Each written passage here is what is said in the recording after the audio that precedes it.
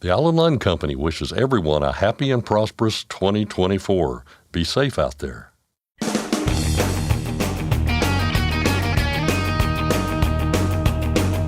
OOIDA, representing America's truckers since 1973, presents Landline Now with your host, Mark Reddick. We already know there isn't a level playing field for women in trucking, but we're just now starting to understand the scope of the challenges women face in the industry.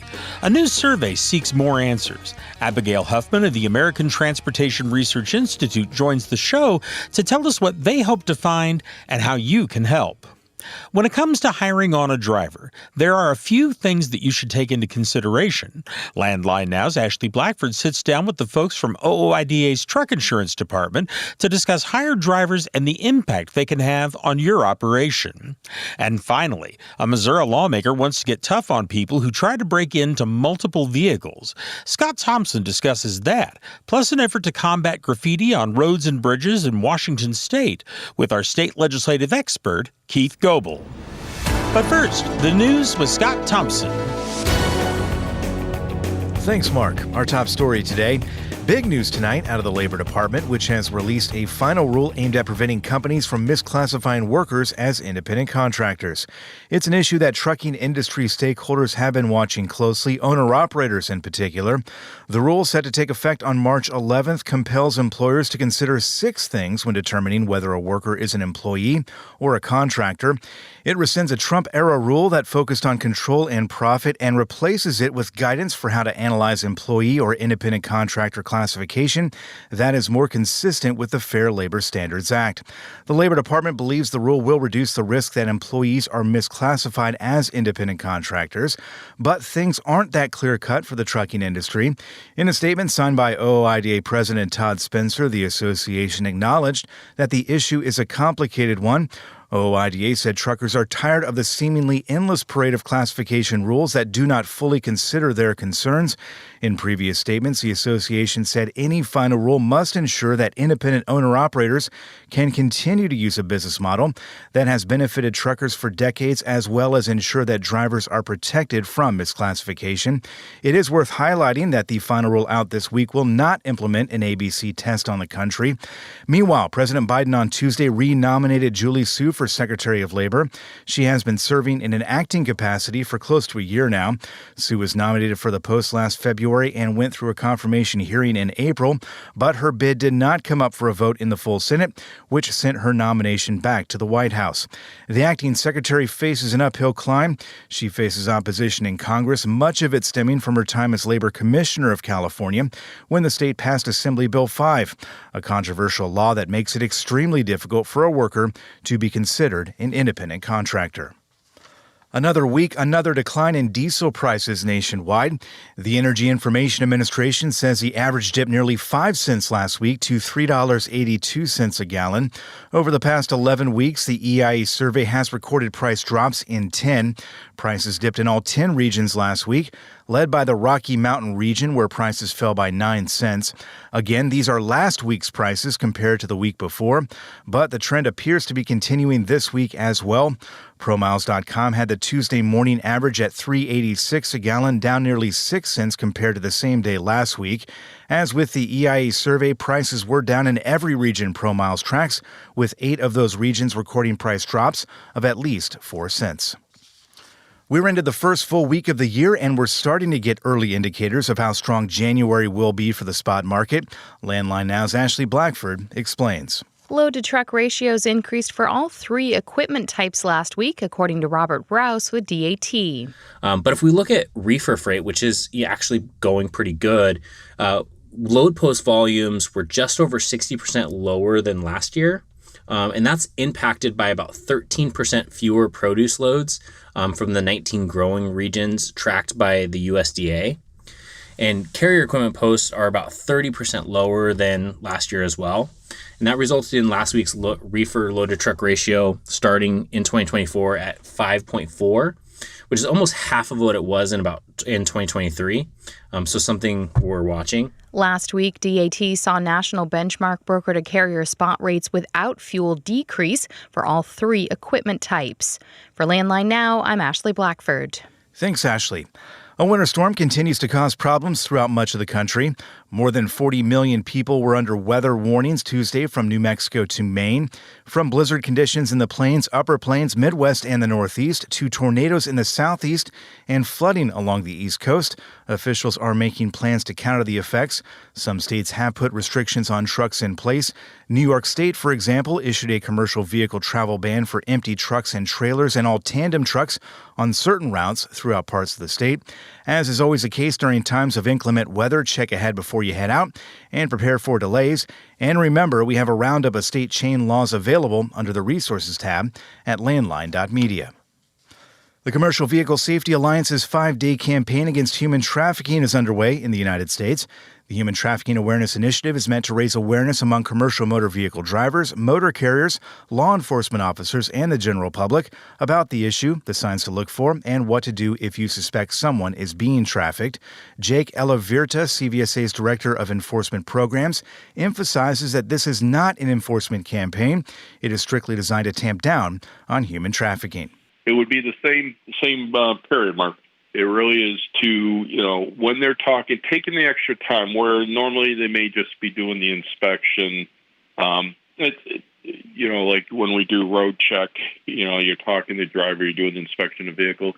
Very similar, only it isn't focused towards the inspections, just they're in the normal day-to-day operations, having the outreach with the drivers. So if a driver comes into a weigh station and he's inspected, that inspector may, or trooper or officer may take another extra 5 to 10 minutes talk with the driver and say, what do you know about human trafficking? And have you seen signs of it? Do you know who to call if you happen to see human trafficking? Because, we know within the commercial transportation sector, it's very easy to move trafficked victims kind of almost anonymously, and the traffickers themselves know it. And it's so we know the professional drivers out there are seeing it. They know that what they see at truck stops, they know what they see at rest areas, whether they may see at a gas station or a fuel depot. It's one of those things of we're trying to raise the awareness that if they see something, say something. And report it to law enforcement. And that's the biggest thing our goal is to educate those drivers so that they know what they're seeing, and if they feel like it's a human trafficking, they feel comfortable to say, okay, this is who I call. I need to call law enforcement. I need to give them this particular information. If you suspect someone is in a human trafficking situation or you are the victim of human trafficking, call the U.S. National Human Trafficking Hotline at 888-373-7888 or text 233-733. The hotline is open 24 hours a day, 7 days a week. This week's initiative is in the United States. In Canada, the initiative is scheduled for 5 days starting February 19th, and in Mexico starting March 11th. And finally, happy birthday to Love's Travel Stops. The company this week is celebrating the 60th anniversary of its very first truck stop in Watonga, Oklahoma. Love says they began in 1964 as a family-owned and family-operated enterprise and are proud that they still are today. The company has obviously grown from that first store in Watonga. There are now more than 600 Love's locations in 42 states. That's Landline Now News for today. I'm Scott Thompson. Thanks, Scott. Next, Abbigail Huffman of ATRI joins the show to discuss a survey about the challenges women face in trucking. I'm Mark Reddick, and this is Landline Now. Thanks for listening. Be sure to like and subscribe. If you want more content, go to landline.media to get updated news, information, and archived editions of our show. Once again, that's landline.media. Are you tired of the IRS following you around like a dark cloud? Call 888-557-4020 and get your life back. Control your toll costs and eliminate tolling headaches with Prepass Tolls. Prepass Tolls means toll volume discounts. Just one invoice for all tolls and fewer violations. Call 877-878-5970 or go to prepass.com. It's tested and proven. Burn 2.1% less fuel when you balance all wheel ends with Centromatic. Call 800-523-8473 to get the OOIDA discount. Landline Now, welcome back. For decades, the trucking industry has been predominantly driven by men, and while that is changing, the playing field is far from level. Efforts to knock down the barriers that keep women out of commercial trucks are gaining steam, but we've of course got a ways to go. A new survey aims to glean some new information about the challenges facing women drivers out there, and joining us to talk about it is research analyst Abbigail Huffman of the American Transportation Research Institute. Abbigail, thanks for joining us. Thank you so much for having me. I'm excited to talk about this with you. Yeah, and we've got a lot of things to talk about here because this survey, I know, is the result of a lot of work on this issue already there at ATRI. And it really stems from a commitment, a real priority at ATRI to delve into this topic of women in trucking. Can you talk a little bit about the ongoing efforts, again, to address this issue? Yeah, so ATRI has released several studies where we've talked about the demographics of gender, breaking down issues that women and men face, and maybe how those differences exist. We've talked about it in our detention study, our independent owner-operator study. We broke down gender in our crash predictor. But in March of last year, our research advisory committee determined that it was time to dedicate an entire study to this issue because, I mean, there are a lot of ways that we can pull women in, and women are just as capable as men, and bringing them in and using them to really, help our supply chain operate and just the way our country runs. They're a great resource. So it's really great that the research advisory committee made that a priority. And I know our efforts on the research side of things have been moving forward. We just closed a motor carrier survey, and we just launched another one last week, and we've already had a really great response on that. And let's talk about this survey in particular. And again, you're looking for the challenges that are out there for women drivers. Can you talk specifically with regard to this particular survey? What exactly are you trying to find out? We've pinpointed some issues that we've heard in conversation, we hear talked about pretty frequently. And of course, we're asking about some of those challenges like truck parking, just the effect that the economy has on drivers and motor carriers. But also, what are some issues that are not talked about so much? The relationships with dispatchers, for example. What's happening on a day-to-day for these truck drivers? Just really trying to understand from the moment they consider entering to maybe the moment they leave. Why do they leave? Just across the board, what are these issues? And you talked about some of the challenges. I think we all know some of the challenges that are out there already. So I assume you're delving into those a little bit with the questions that you're asking. Can you talk about those specific challenges that we know about? And, more specifically, you kind of mentioned what we don't know. What are you trying to find out specifically about the challenges that are out there that maybe are not talked about as much? I know safety is a huge thing for women, and it is for men too. It's not like that men are not a part of the equation. It's really just trying to understand what are the reasons that women enter and leave, and also what do women hear about before entering that maybe deter them from confidently entering. Safety is definitely the big one. It's also just not knowing the right information, not knowing best practices. Especially if you're an over-the-road driver, there are definitely best practices to have in your back pocket. But if you don't have the right mentor, you don't have the right connections, that can be really challenging in setting yourself up for success. I think it is interesting with this survey, and it makes sense when you think about it, but you're not just seeking input from female drivers that are out there and have been out there, but you're also seeking input from, as you mentioned there, male drivers as well. Can you explain why that is? Why are you looking for input from both men and women with regard to this survey? A lot of these issues are not gender specific, and I think if we can understand to what capacity both men and women endure them, maybe there are some that are equally challenging for men and women, but also there might be challenges that women experience on a higher degree. And in order to really put a quantitative value behind that, we have to have some data on the men's experiences. Additionally, it's just good data to have when comparing men and women, and so it's just a good perspective that we're able to get through this. Yeah, and as we mentioned earlier, this is a real commitment at ATRI to get to the heart of this matter and find out what the challenges are out there, what is, keeping women in the industry, what is driving some of them out. You did have a survey, I believe, dedicated to, I think, challenges and opportunities for improving accessibility for women truck drivers. That was in the fall, just a few months ago. Is this survey, or I guess how is this survey different from that one in particular? So we actually started the research with a motor carrier focused survey where we had motor carriers of all shapes and sizes fill that out. So we really got to break down what is happening in the offices, what's happening when recruiting and trying to retain your drivers. So we can understand what motor carriers are doing. We can then compare it with what we find in this driver survey to see if everybody is speaking the same language.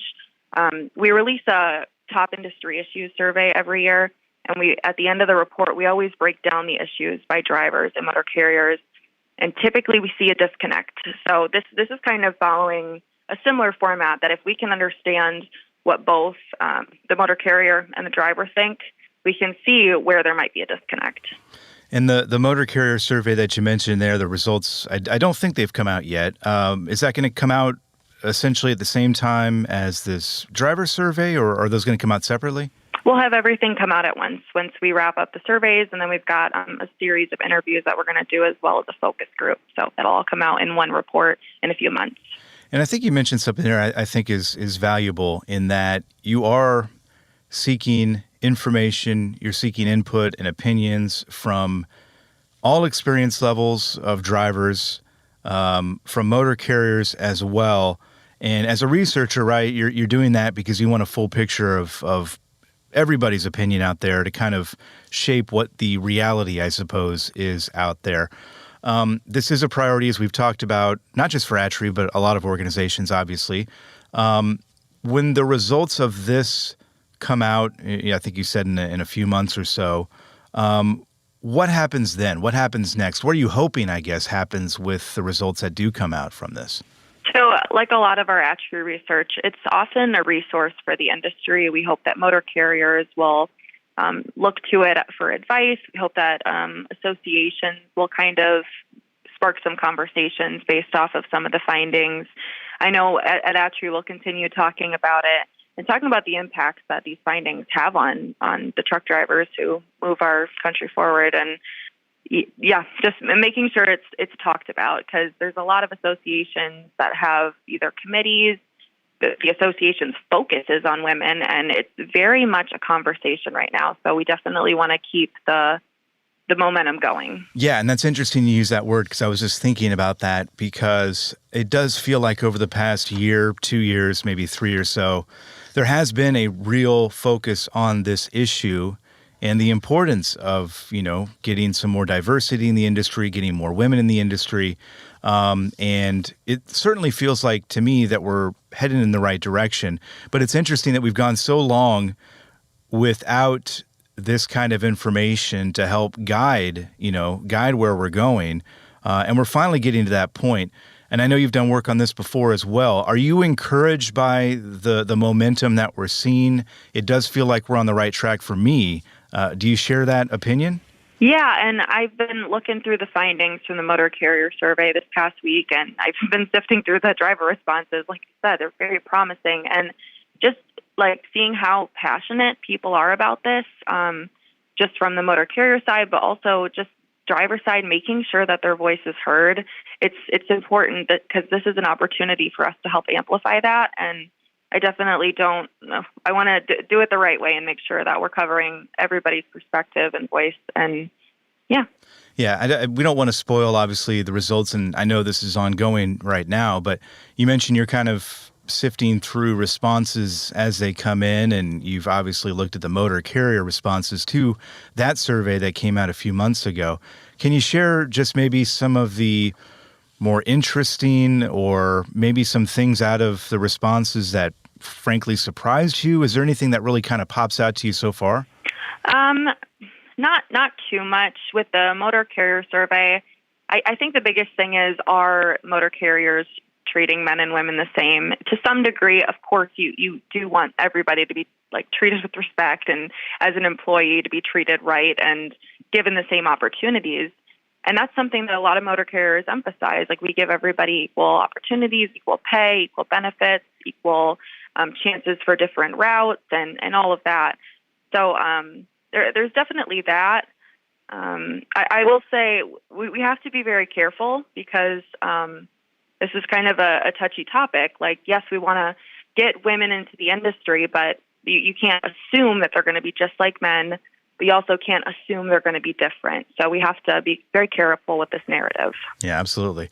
There are people I know listening to this who, may have already filled out the survey. They may be thinking about it. There also might be people out there who are not sure if it's worth the time, quite frankly, and there's always people like that out there. Can you just walk us through real quickly here what taking this survey looks like? I know you can do it through the website, but it is a pretty quick experience, right? Oh, yeah. Yes, you can find it on our website. We also have it on all of our social media. I know OOIDA has sent it out, as well as Women in Trucking, so you can find it hopefully there as well. Just open it. You'll go through a series of questions. It's open for current as well as former drivers, because sometimes people retire and that's why they leave, but also sometimes people leave the industry for other opportunities. So try and understand that across the board as well. And the whole thing is confidential, right? How long roughly does it take to go through the survey online? I think it could take anywhere from 5 to 15 minutes, depending on how much time you want to put in for those open answers. Yeah. Yeah, I mean, that's comprehensive, and you're obviously looking for honest feedback here, right? I mean, the good, the bad, the ugly, everything in between. Have you seen a little bit of that in what you're getting back so far? Yeah, there's been a lot of honesty, and that is what we want, because if we're trying to put out a report on what's happening in the industry with the facts, we're definitely getting some very raw responses, and yeah, it's very helpful. And just real quick here, too, again, we've been talking about this ongoing research, and I know it's going to take a while for us to get to a point where, we are on a level playing field for everybody.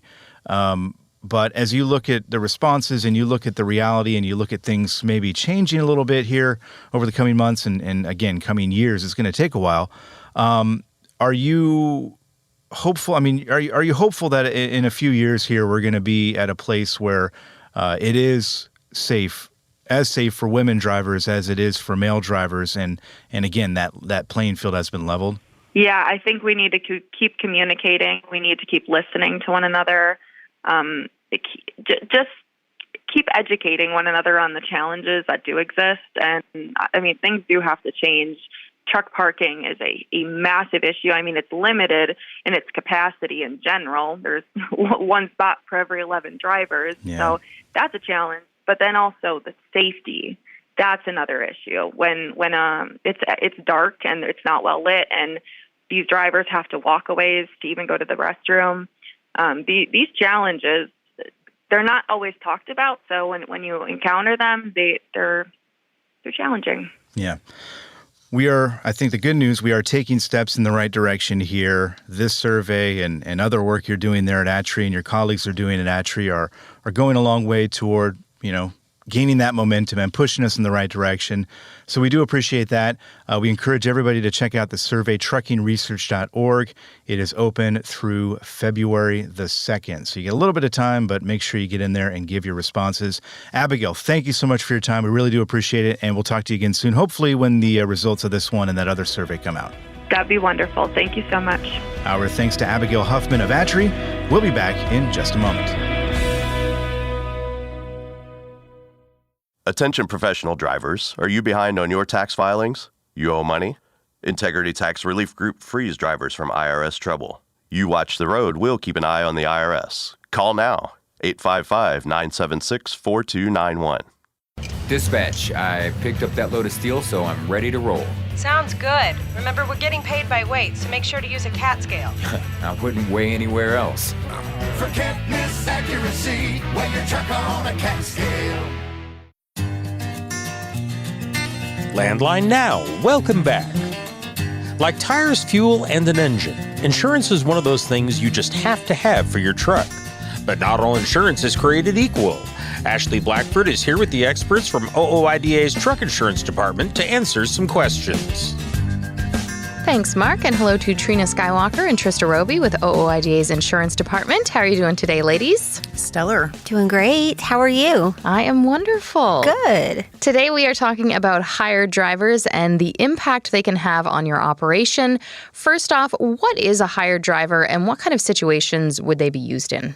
So really, we kind of like to classify people in three different categories dealing with the insurance, and those are the owner-operator with their own authority, the owner-operator leased to a company, and the hired driver. And really, the hired driver could work for either of those other two categories. So as far as when they can be utilized, that's really, either a leased owner-operator or an owner-operator with their own authority could utilize a hired driver. Yeah, a hired driver is going to have the CDL. Obviously, they're going to have the same qualifications as any driver. They just don't own their own truck generally, so they drive for someone else. What do a lot of people not realize about hired drivers? Well, when it comes to the insurance, I think the big thing is they don't realize the impact that it can have on your insurance as far as rates are concerned, as far as their records are concerned, their history is concerned, and not just the immediate impact they can have on your insurance, but the long-term impact they can have on your insurance as well. Because, of course, when you have your own authority or own your own truck and you put someone besides yourself in there to drive, insurance, claims, things of that nature, it's all going to come back on you. And we've seen the situations where someone has had a hired driver in the truck. There's been an accident. Sometimes it's been bad enough where the driver is gone before a police report can even be filed. I mean, they sometimes will just straight take off. And, we're not generalizing or saying that's going to happen anytime you have a hired driver. It's just kind of the worst case scenario that we've seen. And that kind of insurance claim is not going to follow that driver around for 3+ years. It's going to follow you, the owner of the truck, whoever has the authority. And those are the sticky situations we've seen our customers caught up in because they can't even find the driver to give a statement on the accident.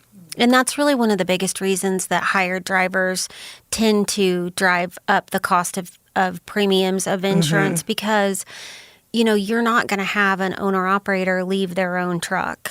I mean, it's really rare. And so there's just a lot more pressure on the owner-operator or the owner of the equipment and not quite as much on that hired driver. And like Trina said, I mean, we're definitely not saying all hired drivers are like that because we've dealt with lots of cases of really great hired drivers. It's just that if a situation like that's going to occur, it's going to occur with a hired driver. Well, and we have to have that conversation with our customers sometimes because you will find that a lot of insurance companies now are not necessarily veering away from hired drivers, but they might have more stringent guidelines. So maybe insurance company won't allow you to add one for X amount of time. Maybe you can't add an owner-operator or a hired driver ever. Maybe it'll take a couple of years. And we've had to have the conversation with our customers if and when they get frustrated about that and just let them know, your truck is your investment and obviously you're going to protect your investment, whereas someone who doesn't own the equipment or have a financial interest in it isn't always going to be as likely to protect your investment. Yeah, they have no ties to it. So. Right, and it does hit home for a lot of people. I mean, a lot of people out there do understand that. So, it's not an easy conversation to have, and it's not anything that insurance companies like doing, but it is a risk.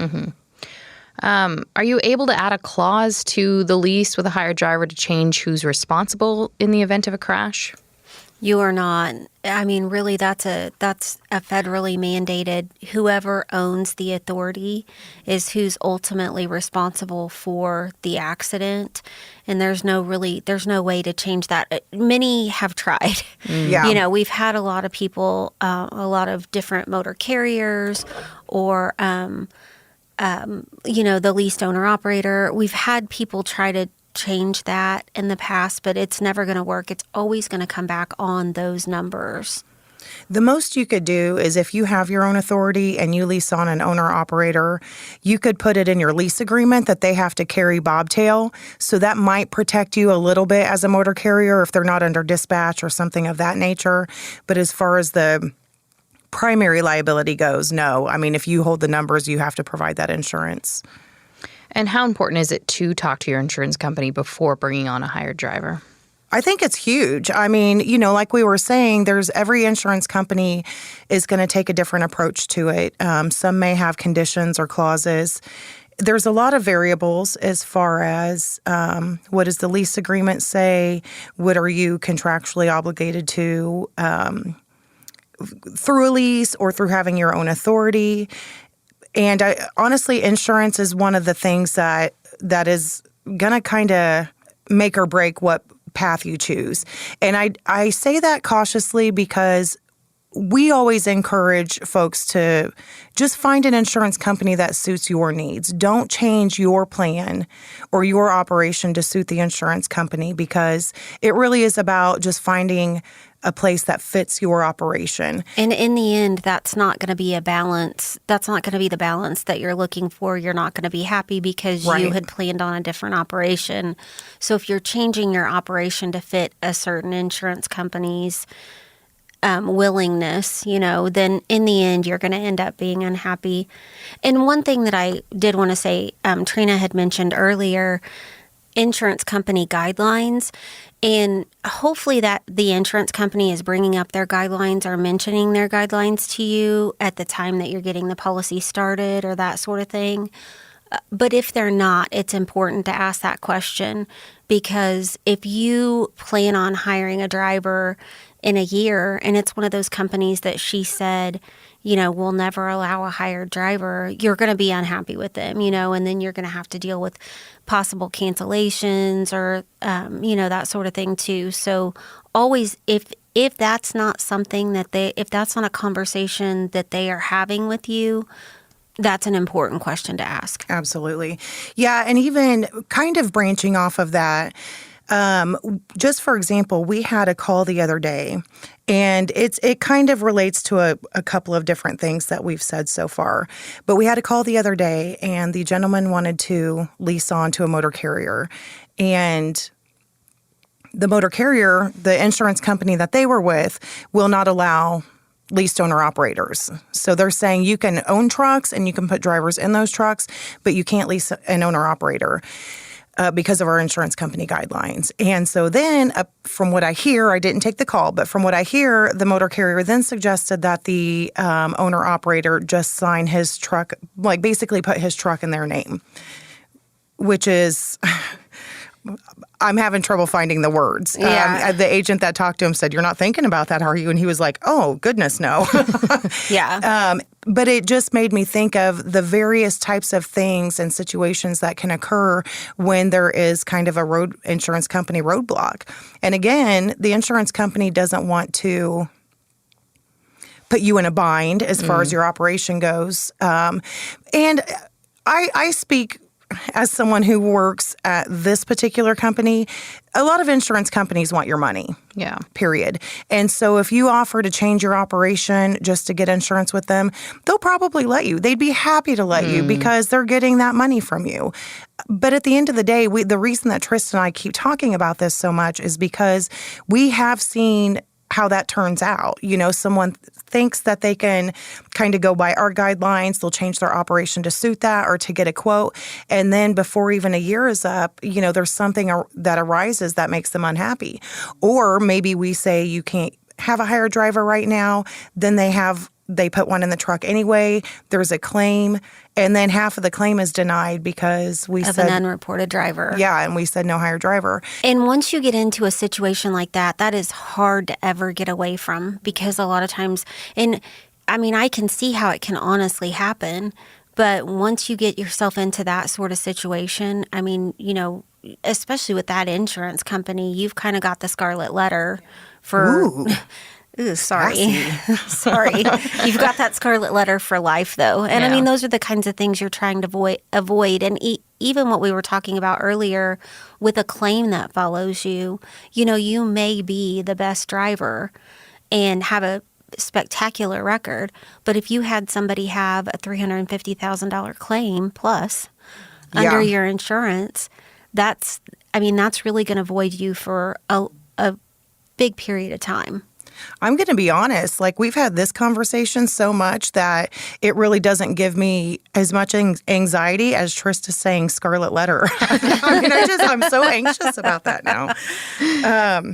It's true, though. I mean, we speak on this stuff because we've seen it. We've seen multiple situations, not just one. It's not like, oh, in 20 years here, this one time we saw X happen. It's been multiple times, and it's devastating. It can put you out of business. If you have half of a $350,000 claim or whatnot that's denied or not covered because of insurance guidelines, it'll put a lot of people out of business. And obviously, we don't want to see that happen. Now, you've touched on a few of these, but say someone does have a hired driver, they get in an accident, there's a claim. What other kinds of impacts can that have on you? I mean, I think the biggest one is, first off, talking about what Trina was saying earlier, and that is, making sure that hired driver is still going to be around and be able to be a part. I mean, sometimes there's, court obligations and that sort of thing with the claim, making sure that you've hired somebody with some longevity that's going to stick around and help defend in the case that is what's needed.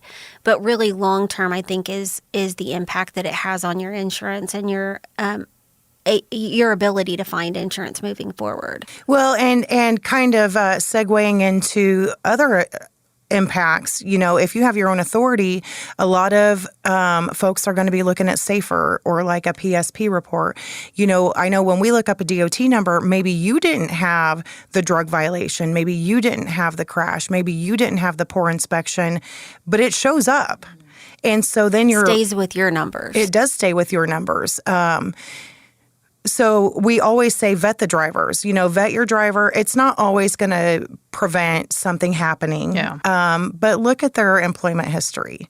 And we should also say, too, a lot of people will hire someone who's a long-time friend, family member. We've seen things go ill in those situations, too. So it doesn't always mean that those cases are exempt from reviewing a motor vehicle report of that right best friend. Yeah.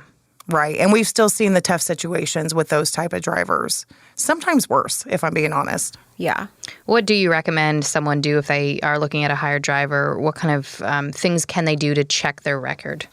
Well, they're definitely required to have a motor vehicle report on hand.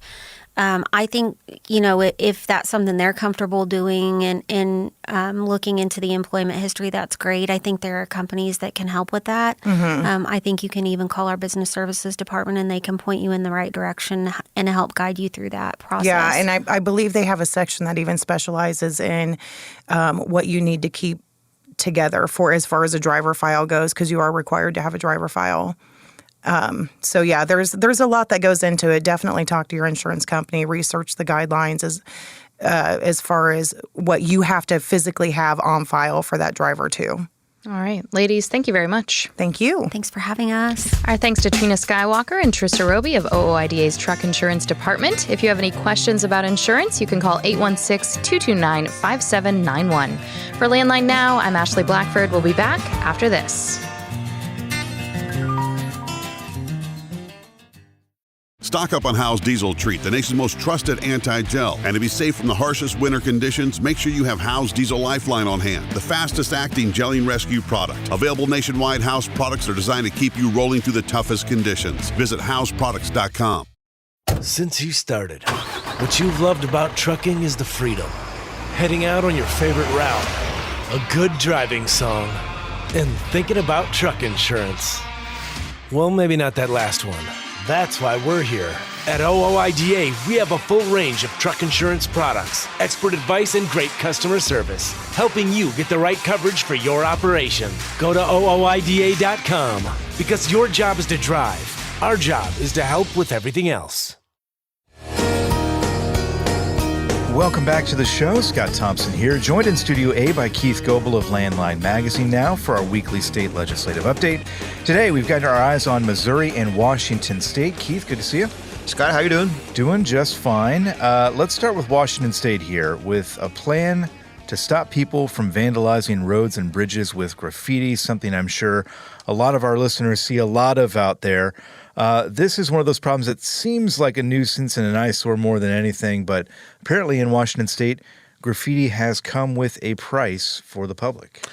Yeah, obviously it's enough of an issue. You see it everywhere. I mean, obviously there are parts that it's more common than others, but you can see it not only in urban areas, you can see it in rural areas. I mean, it's one of those things that from time to time you'll have to have, like in this case, a DOT crew, a maintenance crew go out and take care of it. A lot of times it can take quite some time to get addressed, but whenever it is addressed, it's taking away. It's taking away from crews going out and doing other projects that probably have more safety implications.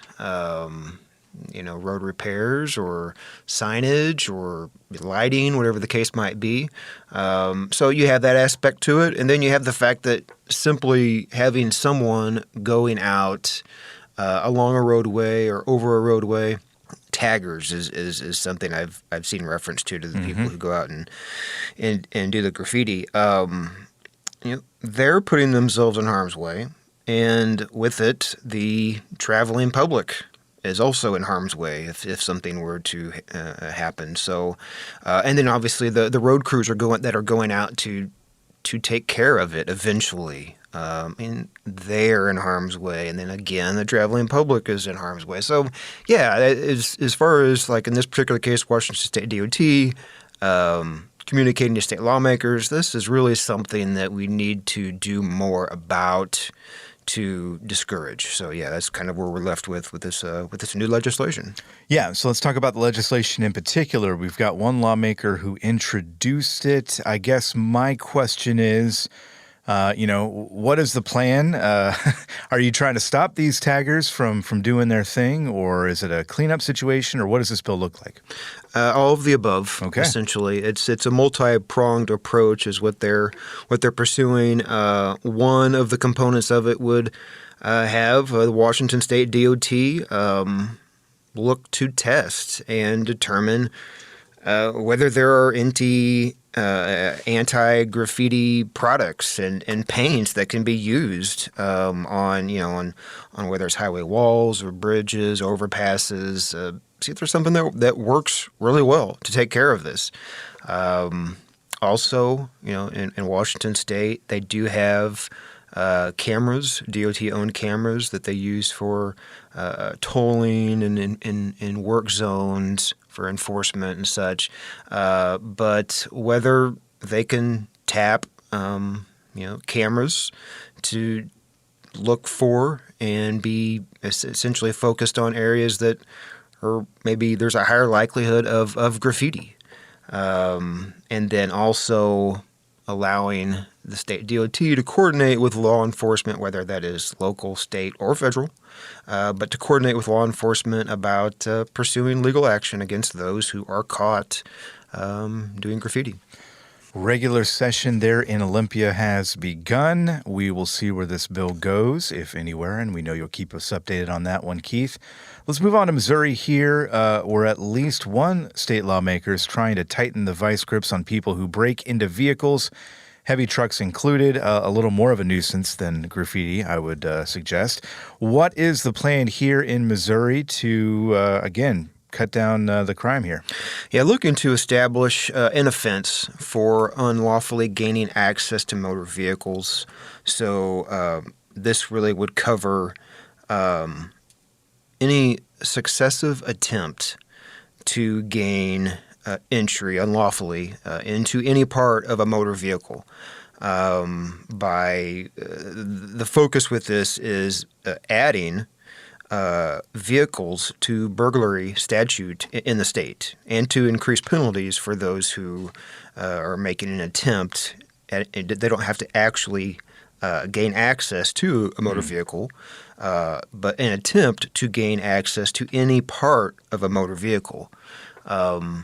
Now, the focus on this is instances where, and you may see it if you, there are some apps out there, and there are some, you might even go onto some sort of message board, local community, neighborhood type app or message board communication location, and you'll see somebody post a video of maybe multiple people just going around. Typically, it's like in a residential area, checking door handles. But I mean, hey, the same would apply at a business or at a truck stop. As any place where you've got vehicles that are parked, they're really trying to counter what has been an increase in people just going around and checking to see if they can get access to a vehicle. Yeah, it's certainly an issue here. We both live in the Kansas City area, and as you mentioned there, I've got the Ring app, and it seems like once a day we've got some sort of video of somebody checking car doors, in a residential area and trying to gain access to it. And I think it's interesting, too, because this would apply to semis, as you mentioned there. I mean, is there a particular mention of this in the bill, or is it just because it's so all-encompassing that trucks are included as well? Yeah, I mean, we know what the focus is, and we talk about it. I mean, it's those instances like in a residential area where you've got somebody going. But yeah, the legislation is worded that it would add just simply any motor vehicle where someone is attempting to gain access to multiple vehicles at one time. So again, it is all-encompassing as it is worded, as it has been introduced. You would hope that it wouldn't be modified to exclude a location like a truck stop or something like that, or a rest area. But yeah, as it is right now, trucks would be included in that protection. And yeah, just pushing up the punishments there for those who are caught, as you mentioned. Missouri has been busy. Lawmakers there in Jefferson City, quite a few bills floating around. Any others out there that are kind of catching your eye? Yeah, we're so early on. I mean, this week, this is the official. They've been in Missouri. They've been officially at work here for about a week, and there's going to be so much coming out of the State House there. Not only in Missouri, but around the country, of course. But yeah, in due time, I know we will talk about even more that's going on in Missouri. There was one other one topic that we've seen come up in a lot of other states. Missouri is really kind of new to this with this legislation. This is a House bill that covers lane filtering, motorcycles lane filtering, and in some states they've referred to it as lane splitting. Right. In this Missouri bill, it would distinguish between lane filtering and lane splitting. It would authorize lane filtering in certain instances, like whenever traffic is moving pretty slow, like there's a backup, that it would allow a motorcycle to travel up to 10 miles per hour over the speed of traffic as long as that motorcycle is not traveling more than 25 miles per hour. So we're talking about, during rush hours, or if there's an incident up ahead, allowing that. In Missouri, it would be authorized, but it would also, this legislation would prohibit lane splitting, which it would be defined as simply a motorcycle just driving between fast-moving vehicles. Of course, the trend here nationally has been for states to really pursue authorizing lane filtering. But of course, in the trucking industry, there are some obvious concerns about motorcyclists attempting to maneuver around large vehicles. Legislation season has begun. Keith Goebel, you keep us updated. We appreciate it as always. Yeah, thanks for having me. And that's our show for today. We appreciate you tuning in. Stay up to date with the latest news and analysis from the trucking industry at landline.media, or wait until our next show, which is right around the corner. Until next time, take care.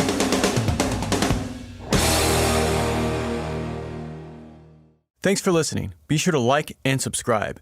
If you want more content, go to landline.media to get updated news, information, and archived editions of our show. Once again, that's landline.media. I'm a dad, a son, a husband, wife, I'm a writer, photographer, I farm, I'm a veteran. I love old cars, fishing, my kids, chrome, and I am a professional truck driver. And together we are OOIDA. OOIDA was founded by truckers to stand up and speak on behalf of truckers. We've done that by combining the individual voices of our members into a single, powerful voice. Protecting your interests, defending your rights. Join us! Make your voice heard. Join OOIDA, the Owner-Operator Independent Drivers Association. Call 1-800-444-5791 or visit OOIDA.com.